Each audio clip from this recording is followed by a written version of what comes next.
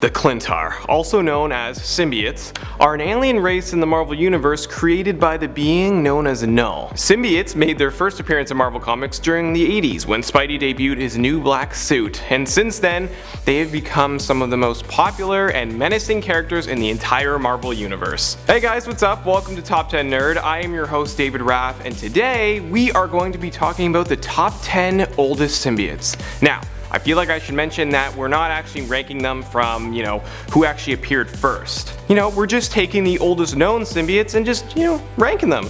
Alright, now, let's begin. Number 10, Lasher.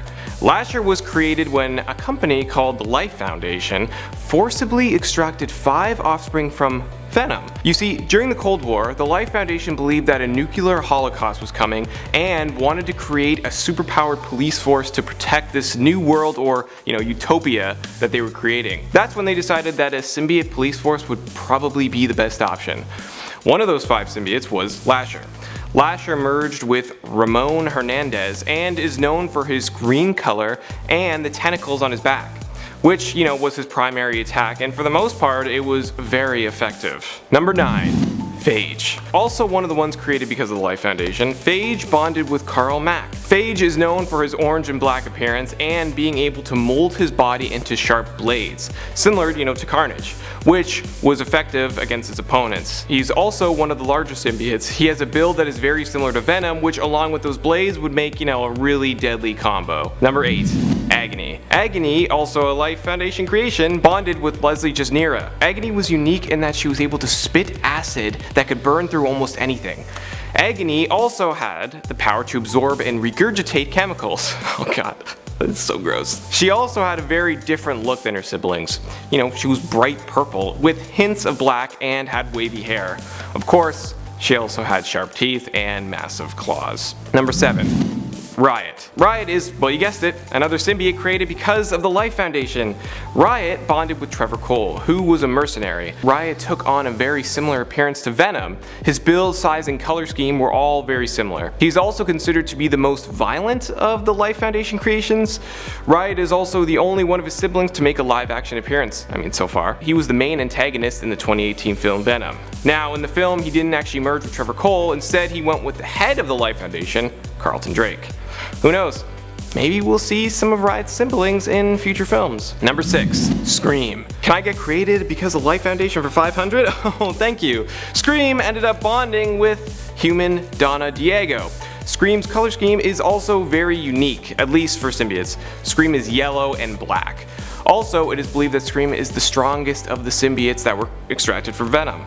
The reason being is that even though, she was eventually defeated, she took out and killed the host of the other 4 symbiotes that were created by the Life Foundation. Scream also used her long, flowing hair as a weapon, whipping it and slicing her foes. Number 5, Hybrid. Have you ever wondered what would happen if 4 symbiotes merged together? Well, that is exactly what Hybrid is. Hybrid is Riot, Phage, Lasher, and Agony merged into one. All 4 of their hosts were killed by their sibling Scream. Hybrid merged with Scott Washington, who was a guardsman at the prison The Vault, where all 4 of them were actually being held. Now, Scott ended up realizing these 4 symbiotes weren't actually all that evil, and that the experiments that were being done on them were actually causing them a great deal of pain. So, he decided to free them, and he got fired for it. They eventually bonded with him, and because of that, Scott actually regained the ability to walk. You see, years earlier there was a shooting that killed his brother and left him paralyzed. He wanted to go after the people that caused this and kill them, but get this, the symbiotes actually told him not to do it. They didn't actually want to kill anyone. So they ended up finding the people responsible and handing them over to the authorities. You see, not all symbiotes are bad. Also, since there were 4 different symbiotes merged into one, Scott had to deal with 4 different personalities. Man, that would be an experience. Hearing all those voices in your head, probably make you go a bit crazy. Number 4, All Black the Necrosword. Alright, so this one isn't technically an old symbiote, but it is the oldest symbiote. You get it? You know what I mean?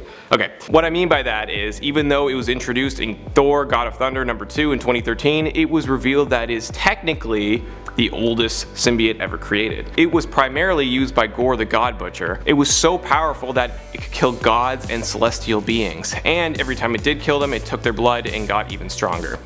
It instantly became a fan favorite, and because of it, we got one of the most popular Thor stories ever written. And, fun fact, it has also been used by Galactus to destroy worlds. I mean, the thing is insanely powerful. Number 3. Toxin. Toxin is one of the newer ones on this list, but of course that doesn't mean he's actually really new. Toxin debuted all the way back in 2004. Now, since all symbiotes create their offspring alone, they don't actually need to mate with one another. This eventually ends up happening to Carnage. Now, Carnage was naturally worried because each offspring is said to be stronger than their predecessor. Because of that, Carnage was ready to kill it as soon as it was born. Good old Carnage. When Toxin was born, Carnage just couldn't kill it. He did try, but Toxin was just already too powerful, and it ended up bonding with Patrick Mulligan, an NYPD officer. Toxin is also red and has a slim spider-like appearance when he was bonded with Patrick, but later on he ended up bonding with Eddie Brock and grew to be a lot bigger and way scarier. He also has an amazing healing factor and is more resistant to sound and heat than most other symbiotes. Number 2. Carnage. Carnage is the first child of Venom. Carnage is all red and is one of the most powerful and terrifying symbiotes around. Seriously, this guy is what nightmares are made of. And to make matters worse, he bonded with a serial killer, Cletus Cassidy, who we will finally see in live action for the very first time this year in Sony's Venom 2. I mean, fingers crossed it turns out well. I'm really hoping.